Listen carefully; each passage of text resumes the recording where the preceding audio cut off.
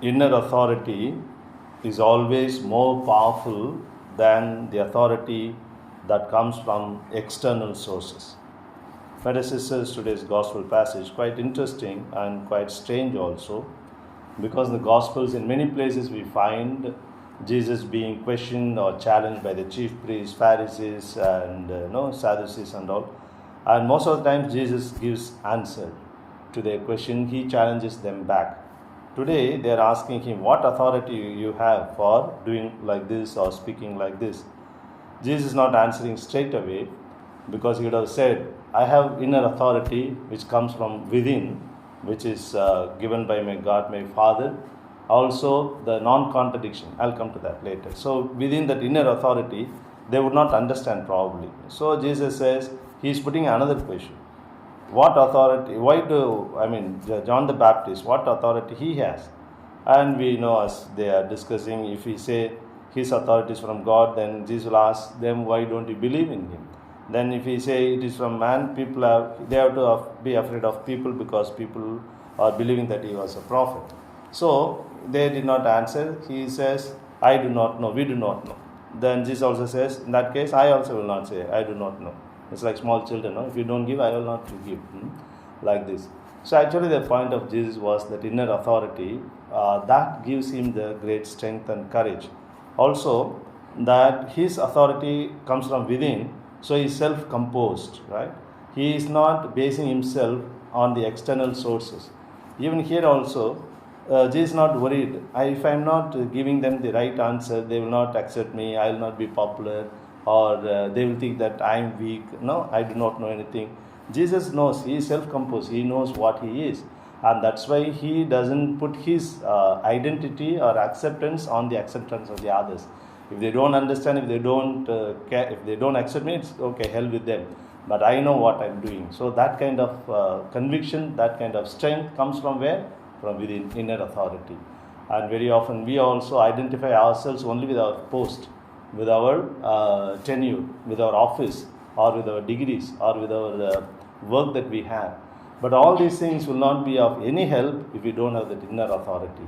And a person with inner authority need not worry about the people's acceptance or rejection, because he or she knows what I am, what he or she is, and what I do is correct in the eyes of God, and what I do is expected of me, of my office. Very often, only when we don't have inner authority, when we don't have inner contradictions, then we look for the external acceptance, that others should accept us, others should take care of us, or others should appreciate us.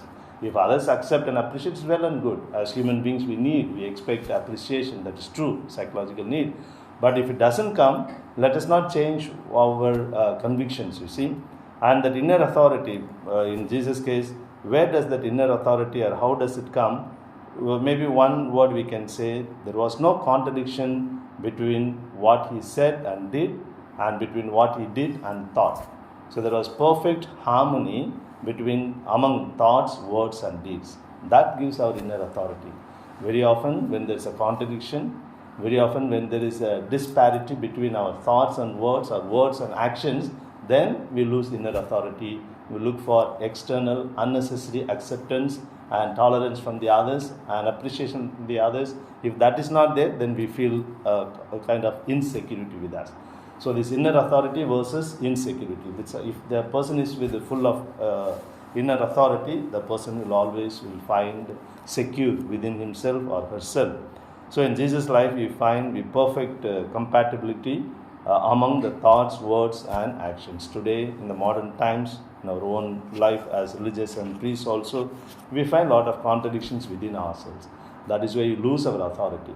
We may have office, we may have positions, we may have big degrees, and others may listen to us because of our office.